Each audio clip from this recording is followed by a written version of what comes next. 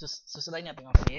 វីដេអូនេះខ្ញុំនឹងបង្ហាញអ្នកទាំងអស់គ្នាអំពីរបៀបរកប្រាក់ចំណូលជាមួយនឹង account Facebook ដែលអ្នកទាំងអស់គ្នាប្រើជាប្រចាំថ្ងៃអញ្ចឹងក្រុមហ៊ុនរបស់ពួកយើងបានបង្កើត tool មួយដើម្បីអនុញ្ញាតឲ្យអ្នកលេង Facebook ទាំងអស់គាត់អាចរកប្រាក់ចំណូលជាប្រចាំថ្ងៃជាជាងគាត់លេងអ្វីផ្សេងដែលមិនសូវមានប្រយោជន៍អញ្ចឹងពួកខ្ញុំបានបង្កើត tool នេះគឺដើម្បីជំនួយដល់ការដើម្បីជួយសម្រួលដល់ account ណាដែលគាត់ចង់បានប្រាក់ចំណូលជារៀងរាល់ថ្ងៃអញ្ចឹងដើម្បីរកប្រាក់ចំណូលជារៀងរាល់ថ្ងៃបានអ្នកទាំងអស់គ្នាទៅចូលទៅកាន់ website របស់ខ្ញុំគឺ isend.com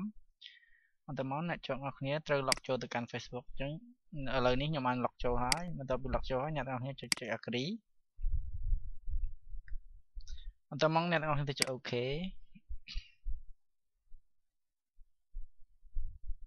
អូខេ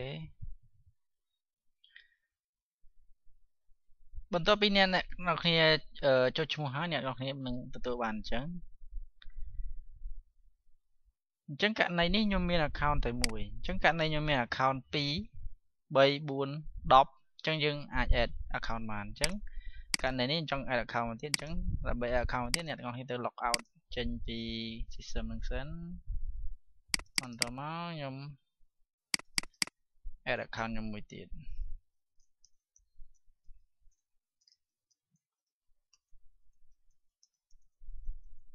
ចឹងទៅ log ចូលសិន password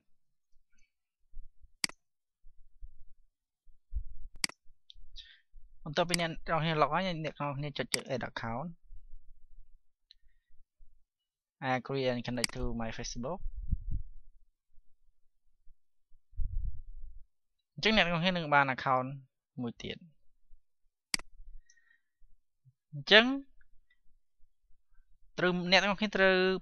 make sure ថាតើ status របស់អ្នកទាំងអស់គ្នាត្រូវចេញដាច់ខាតទៅចេញ process បើ status របស់អ្នកចេញឧទាហរណ៍ថាចេញ stop វាអត់ដើរអញ្ចឹងអ្នកទាំងអស់គ្នាមិនអាចរកប្រាក់ចំណូលបានទេអញ្ចឹង make sure ថាវានឹងចេញពាក្យថា process អញ្ចឹងតើអ្នកទាំងអស់គ្នាដឹងថាអ្នកទាំងអស់គ្នាបានចំណូលប្រមាណជារាល់ថ្ងៃអញ្ចឹងអ្នកទាំងអស់គ្នាចូលមកកាន់ dashboard មកអ្នកទាំងអស់គ្នាពាក្យថា earning អញ្ចឹង earning របស់អ្នកទាំងអស់គ្នាគឺ 0 អញ្ចឹងអ្នកទាំងអស់គ្នាតើបាន earning ទេអញ្ចឹងនៅពេលដែលមាន promotion អីមួយដែលផុសនៅលើ account របស់អ្នកទាំងអស់គ្នាមួយអ្នកទាំងអស់គ្នានឹង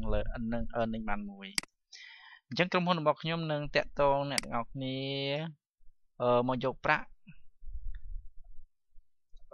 រហូតដល់ account របស់អ្នកទាំងអស់គ្នារកចំណូលបាន$30ឬក៏ច្រើនជាងនឹងតិចបំផុត$30អញ្ចឹងក្រុមហ៊ុនរបស់ខ្ញុំនឹង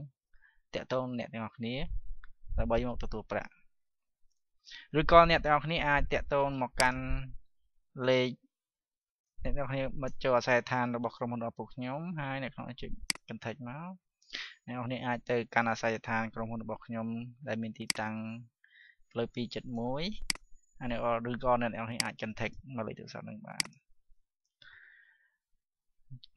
អញ្ចឹងវីដេអូនេះគឺបានបញ្ចប់ហើយសូមអរគុណ